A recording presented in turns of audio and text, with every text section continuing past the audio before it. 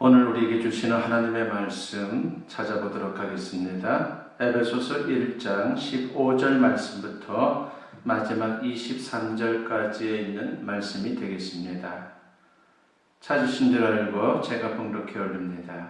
이로 말미암아 주 예수 안에서 너희 믿음과 모든 성도를 향한 사랑을 나도 듣고 내가 기도할 때에 기억하며 너희로 말미암아 감사하기를 그치지 아니하고 우리 주 예수 그리스도의 하나님 영광의 아버지께서 지혜와 계시의 영을 너희에게 주사 하나님을 알게 하시고 너희 마음의 눈을 밝히사 그의 부르심의 소망이 무엇이며 성도 안에서 그 기업의 영광의 풍성함이 무엇이며 그의 힘의 위력으로 역사심을 따라 믿는 우리에게 베푸신 능력의 지극히 크심이 어떠한 것을 너희로 알게 하시기를 구하노라. 그의 능력이 그리스도 안에서 역사하사 죽은 자들 가운데서 다시 살리시고 하늘에서 자기의 오른편에 앉히사 모든 통치와 권세와 능력과 주권과 이 세상뿐 아니라 오는 세상에 일컫는 모든 이름 위에 뛰어나게 하시고 또 만물을 그의 발 아래에 복종하게 하시고 그를 만물 위에 교회의 머리로 삼으셨느니라. 교회는 그의 몸이니 만물 안에서 만물을 충만하게 하시는 이의 충만함이니라. 아멘. 오늘 주신 이 본문 말씀을 가지고 같이 은혜를 나누며 그리고 도전을 받고자 합니다. 오늘 말씀의 제목은 최고의 선물입니다. 오늘 본문에는 그리스도인들만이 줄 수 있는 최고의 선물이 소개되고 있습니다. 그것이 무엇인지 여러분과 같이 살펴보면서 은혜를 나누고자 합니다. 오늘 본문은 사도 바울이 에베소 교회에 보낸 편지입니다. 에베소 교회는 사도 바울이 3차 전도 여행을 할 때 세운 교회입니다.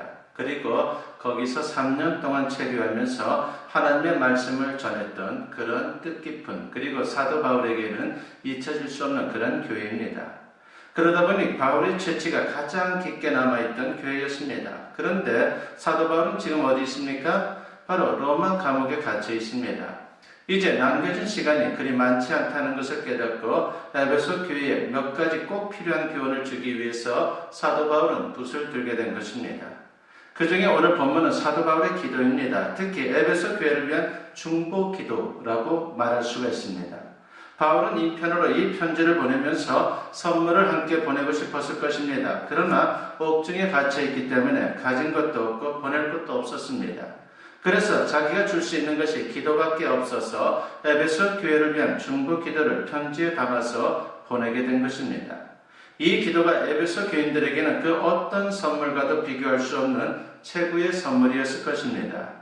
이 기도 안에는 스승이요 영적 아버지인 사도 바울의 마음이 가득 담겨져 있기 때문입니다. 그렇습니다. 중보 기도는 우리 그리스도인들이 누구에겐가 줄 수 있는 최고의 선물입니다. 그렇다면 중보 기도가 최고의 선물인 이유가 무엇입니까? 그 답을 우리는 출애굽기 17장에서 찾아볼 수가 있습니다. 이스라엘 백성들이 르비딤이라고 하는 곳에서 아말렉과 출애굽 이후에 첫 번째 전쟁을 치르게 되었습니다. 아말렉은 이곳이 홈그라운드입니다. 그리고 오랜 세월 동안 사막 전투에서 잔뼈가 굵은 전사들이 많았습니다. 그러나 이스라엘 백성들은 어떻습니까? 그들은 430년 동안 노예로 부용만 하던 사람들입니다. 전쟁을 위해 훈련받아본 적이 없습니다. 전쟁을 해본 그런 경험도 없습니다. 게다가 사막에서의 전쟁은 그리 쉽지가 않습니다. 지도자 모세는 이런 상황에서 가만히 앉아서 당할 수만은 없었습니다. 그래서 여호수아를 앞세워 이스라엘 백성들을 전쟁에 내보내게 됩니다. 그러면서 자신은 르비딤 산 위로 올라갑니다. 그리고 저들을 위해 하나님 앞에 두 손 들고 중보 기도를 드리게 되었습니다. 그러자 놀라운 광경이 펼쳐졌습니다. 모세가 두 손을 들고 기도하면 이스라엘 백성들이 적군을 밀어내는 것입니다. 그러나 힘이 들어서 손을 내리게 되면 이스라엘 백성들이 적군에게 밀렸습니다. 다시 말해 모세가 힘있게 중보 기도하면 전쟁에서 승리하지만 모세가 중보 기도를 쉬게 되면 전쟁에서 피하는 그런 현상이 벌어졌습니다. 이 말씀은 중보 기도가 얼마나 능력이 있는지를 우리에게 잘 보여주고 있습니다. 전쟁의 승리는 중보 기도에 의해 결정된 것입니다. 그래서 중보 기도가 중요합니다. 그렇습니다. 중보 기도는 기도하는 사람이 줄 수 있는 최고의 선물입니다. 하나님의 능력을 선물하는 것이기 때문이죠. 그래서 이것은 돈보다 귀하고 사람이 줄 수 있는 그 어떤 것보다도 귀하다고 말할 수가 있습니다. 그래서 최고의 선물인 것입니다. 그러면 최고의 선물인 중보 기도를 우리가 제대로 드리려면 어떻게 해야 합니까? 한마디로 하나님께서 받으실 만한 중보 기도를 드려야 합니다. 남을 위해 기도한다고 다 하나님께서 받는 중보 기도가 아닙니다. 그렇다면 하나님께서 받으시는 중보 기도는 어떤 것입니까? 한마디로 중보 기도의 특성을 잘 알고 거기에 맞게 드리는 기도, 그것이 진정한 중보 기도가 되는 것입니다. 오늘 본문에서 우리는 중보 기도의 특성을 발견할 수가 있습니다. 그것이 무엇인지 여러분과 같이 살펴보면서 은혜를 나누고자 합니다. 첫 번째는 신령한 복을 받아야 중보 기도를 할 수 있다라고 하는 것입니다. 본문 15절 말씀에 보니까 이로 말미암아 주 예수 안에서 너희 믿음과 모든 성도를 향한 사랑을 나도 듣고라고 했습니다. 여기서 이로 말미암아라고 하는 말은요, 압달락과 이제 하게 될 에베소 교회를 위한 중보 기도를 연결시켜주는 접속사가 됩니다. 그러니까 사도 바울이 에베소 교회를 위해 중보 기도하게 된 이유는 바로 압달락에서 밝힌 내용 때문입니다. 그러면 압달락의 내용이 뭡니까? 에베소서 1장 3절부터 14절 말씀인데 그 내용의 핵심이 3절 말씀입니다.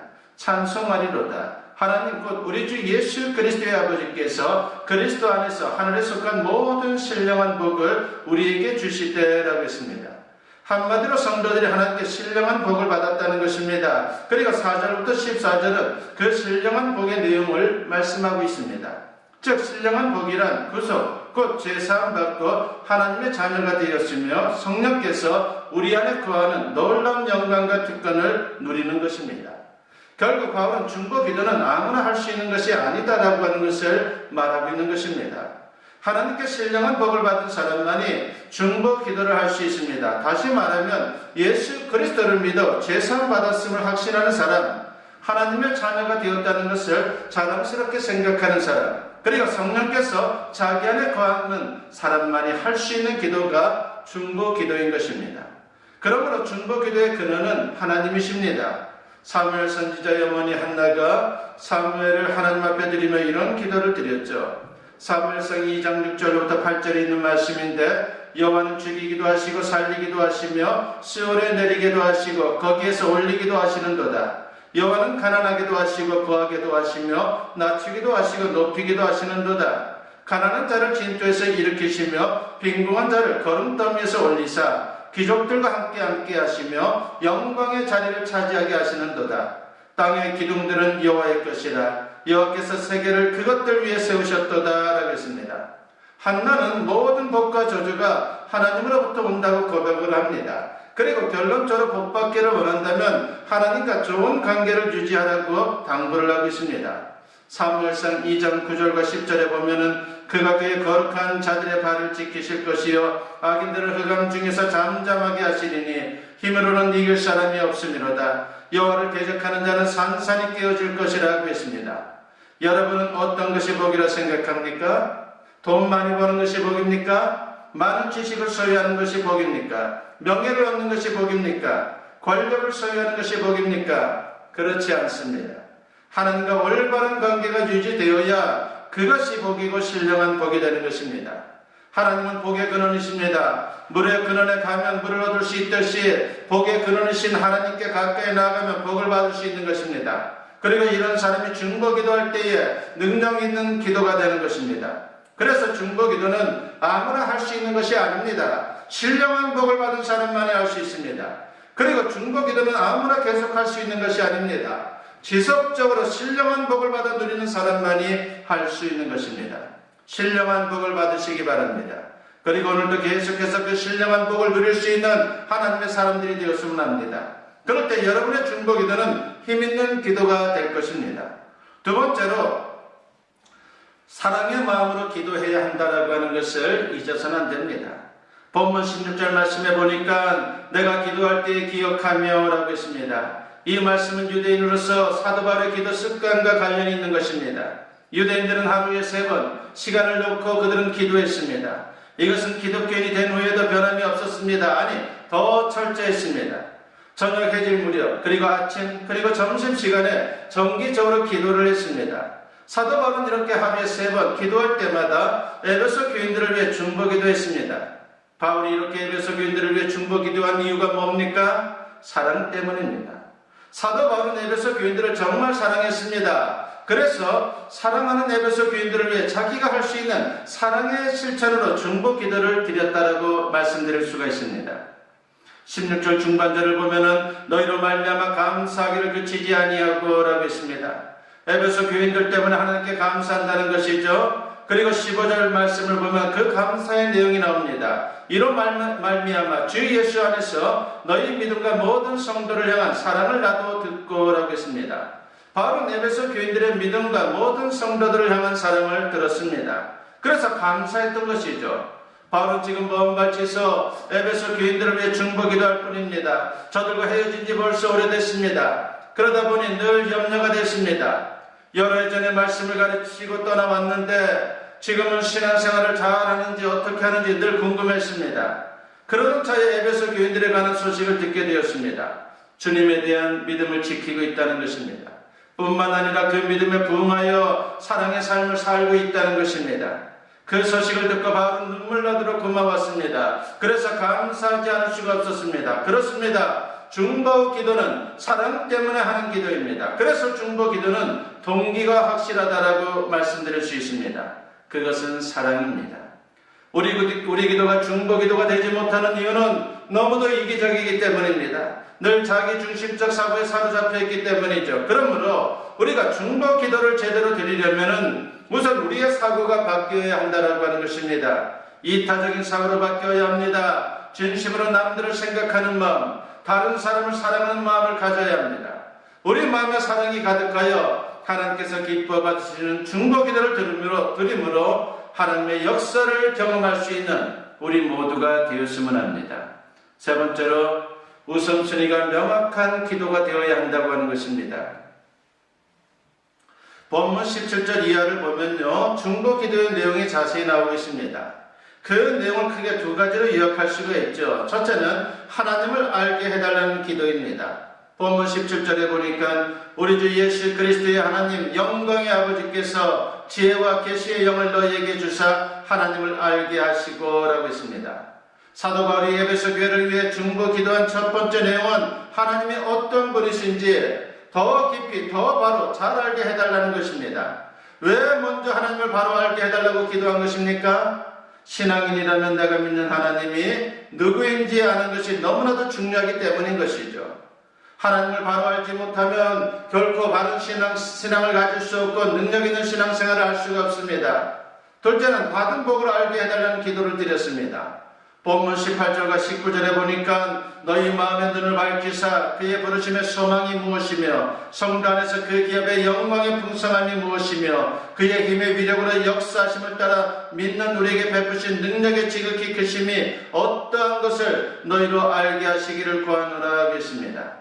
사도 바울이 에베소 교회를 위해 중보기도한 두 번째 내용은 그들이 받은 축복이 무엇인지 알게 해달라는 것입니다. 왜 받은 축복을 알게 해달라고 기도했습니까? 에베소 교인들은 이미 하나님의 풍성한 축복을 받았습니다.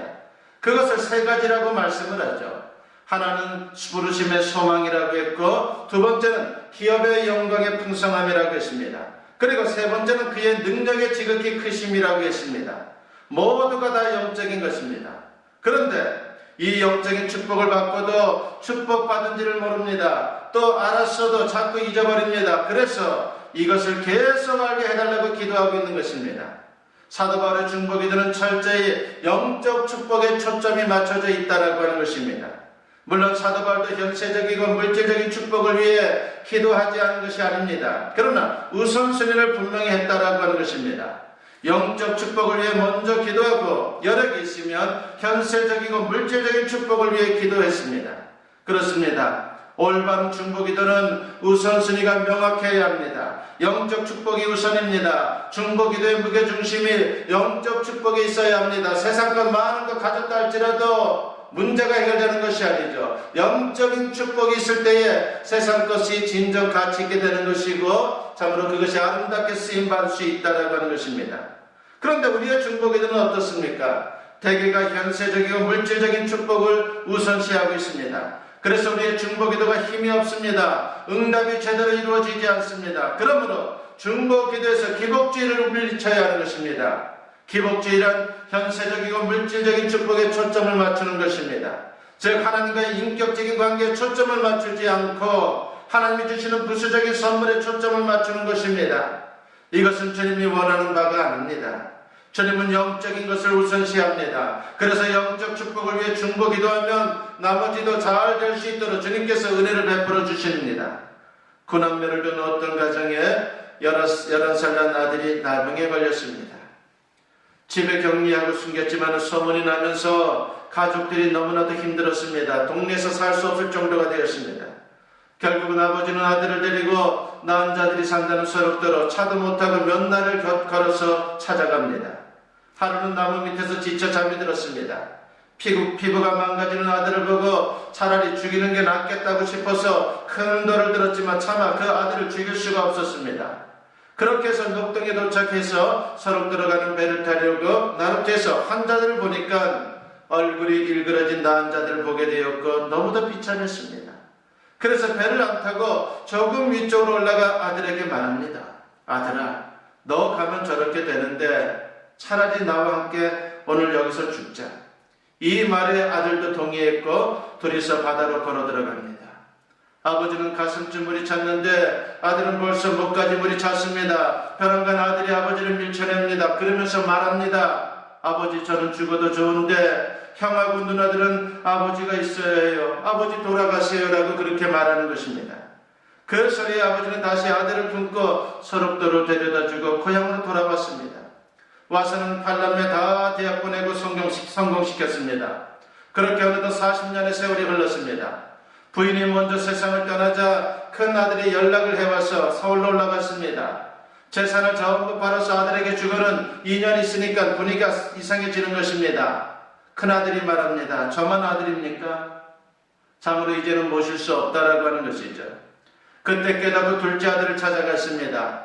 그 아들 집에서는 한 달 있으니까 벌써 몸살을 치는 것입니다. 그렇게 해서 아버지는 다른 자녀들에게 갈 수가 없어서 낡은 집에 있는 고향으로 돌아갔습니다. 그때서야 오래전에 소록도에 보낸 그 아들, 참으로 인생에 있어서 너무나도 험악한 그러한 아들이었는데 그 아들이 생각이 났습니다. 그 아들이 너무도 보고 싶었습니다. 그래서 소록도로 찾아갑니다. 그런데 아들이 죽지 않고 살아있는 것입니다. 의학의 발달에서 병을 다 고치고 얼굴이 너무도 평화롭고 기쁨이 넘치는 그러한 모습이었습니다. 아들이 말합니다. 아버지, 한 번만 보게 해달라고 40년을 하나님께 기도했습니다. 아버지가 말합니다. 내가 원망스럽지 않냐? 그랬더니만은 아닙니다. 저는 여기 와서 예수님을 믿게 되었고 병도 낫고 너무도 감사합니다. 거기다가 아버지까지 만났으니 저는 더 원이 없습니다 라고 그렇게 말을 하는 것입니다. 그래서 목사님을 찾아가서 예배드리고 그 아들네 식구와 함께 거기 살게 되었습니다. 영적 축복의 우선순위를 두고 무게중심을 두어야 합니다. 이것이 중요한 것이죠. 눈에 보이는 그 현실적인 것, 그 어떤 세상적인 것, 물질적인 것, 그것만 해결된다고 해서 문제가 해결되는 것이 아닙니다. 영적인 축복이 와야지만이 모든 것이 자연스럽게 해결되는 것이고 아름답게 된다라고 하는 것입니다. 그래야지만이 능력 있는 중보기도가 되는 것이고 축복의 기도가 되는 것입니다. 하나님께서 우리에게 중보기도할 수 있는 특권을 주셨습니다. 이것은 우리만이 누구에겐가 줄 수 있는 최고의 선물입니다. 이 중보기도의 특권을 누릴 수 있는 우리 모두가 되었으면 합니다. 그리고 많은 사람들에게 이 최고의 선물을 나눌 수 있는 저와 여러분 모두 될 수 있기를 주님의 이름으로 간절히 축원합니다. 기도드리겠습니다. 사랑이 충만하신 아버지 하나님 감사합니다. 우리에게 귀한 선물을 주시니 감사합니다. 아버지 하나님이시여, 우리를 통해서 이제 중보 기도할 때 하나님의 귀한 역사와 문제 해결이 나타난다라고 하는 것을 우리가 말씀을 통해 배웠습니다. 아버지 하나님이시여, 이제 무엇보다도 우리가 사랑하는 마음으로 참으로 우리에게 중보 기도를 부탁하는 사람들을 위해서, 우리의 중보 기도가 필요한 사람들을 위해서 기도하게 하여 주시옵소서.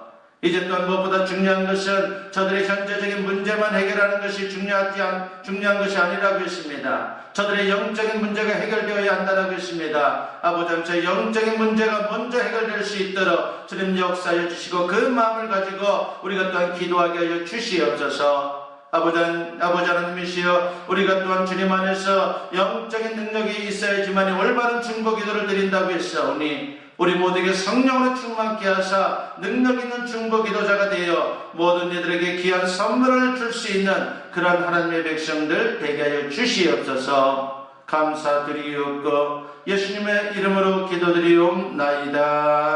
아멘.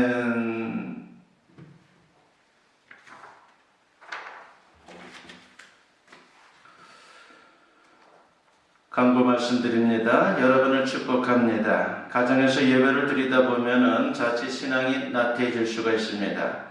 교회에서 우리가 예배 드리듯이 정성과 자세를 바르게 하면서 우리가 최선을 다해 예배를 드려야겠습니다.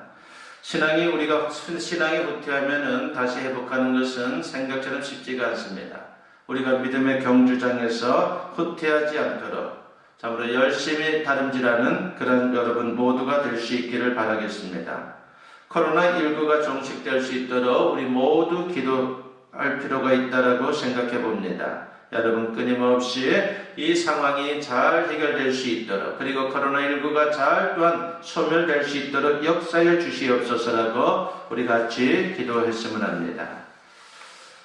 오늘도 귀한 예물 드리신 분들이 있습니다. 감사 예물 드립니다. 부활 감사 예물 드립니다. 11조 예물 드립니다. 기도드리겠습니다. 사랑과 은혜가 충만하신 아버지 하나님 감사합니다. 이 시간 주님께 귀한 예물을 드립니다. 드리는 손길과 저들의 가정, 저들의 또한 앞날을 축복하여 주시옵소서. 예물 위에 기름 부어주시사 쓰이는 곳곳마다 주님의 영광이 나타날 수 있도록 역사하여 주시옵소서. 아버지 하나님 11조 예물 드리는 손길과 가정이 있사오니 기억하여 주시고, 아버지 하나님께 정성을 다하여 헌신의 마음을 갖고 드리오니 저들의 아름다운 신앙의 고백을 기뻐 받아주시옵소서. 저들이 땀 흘리고 수고하는 일터를 축복하사 하나님의 은혜가 늘 충만히 임하게 하시고, 언제나 주님으로 인해서 조금 더 부족함이 없는 귀한 사업장으로 세워지게 하여 주시옵소서. 많은 이들에게도 은혜를 끼치는 사업장 되게 하시고, 아버지 하나님 무엇보다도 좋아하는 많은 영혼들이 그런 사업장에서 아름다운 신앙의 모습을 가지고 살아가는 당신의 자녀들의 모습을 통해 또한 주님을 만날 수 있도록 역사하여 주시옵소서. 아버지 하나님 저들의 가정들을 위해서 기도하오니 주님의 은혜가 늘 충만히 임하게 하시옵고, 이제 또한 주님 중심으로 살아가는 저들의 삶 속에 주님 예배하신 축복이 늘 풍성히 임하게 하여 주시옵소서. 드리는 기도마다 응답받게 하시고 가정 모두의 건강 지켜주시고 또한 영적으로도 충만케 하여 주시옵소서. 이 시간 또한 부활 감사 예물 드리는 손길이 있사오니 기억하여 주시옵소서. 부활의 기쁨과 소망이 그의 삶 속에 그 가정에 충만히 임하게 하시오며, 이제 부활의 신앙을 통해서 어떤 상황에서도 넉넉히 이길 수 있도록 축복하여 주시옵소서. 언제나 영육간의 강건함에 은혜를 더하여 주시옵고, 주님께 믿음으로 맡기고 구하는 기도 제목마다 아름답게 이루어지게 하여 주시옵소서. 이 시간 또 감사 예물 드리는 손길이 있사오니 기억하여 주시고, 언제나 주님을 향한 감사가 끊이지 않게 하시옵고, 이제 주님을 향한 또한 믿음이 굳건하여져서 더 큰 감사로 주님께 영광 돌리게 하여 주시옵소서. 늘 감사하는 신앙의 고백과 기도를 통해서 귀한 것으로 응답받는 삶이 앞날에 펼쳐지게 하여 주시옵소서. 감사드리옵고 예수님의 이름으로 기도드리옵나이다. 아멘. 축복 기도드립니다. 이제는 우리 주 예수 그리스도의 은혜와 아버지 하나님의 무궁하신 사랑하심과 성령의 감화감동 역사 충만하심이 오늘 주님께 예배로 영광 돌리며 선포된 말씀과 같이 진정 참된 중보자의 삶을 살아가기를 다짐하며 그 중보 기도를 통해서 참으로 주변의 많은 이들에게 좋은 선물을 나눠줄 수 있는 하나님의 백성으로서의 삶을 살아가기를 다짐하고 결단하며 세상을 향하는 주님의 사랑하는 자녀들 위해 지금으로부터 영원토록 함께 하시기를 간절히 축원하옵나이다. 아멘.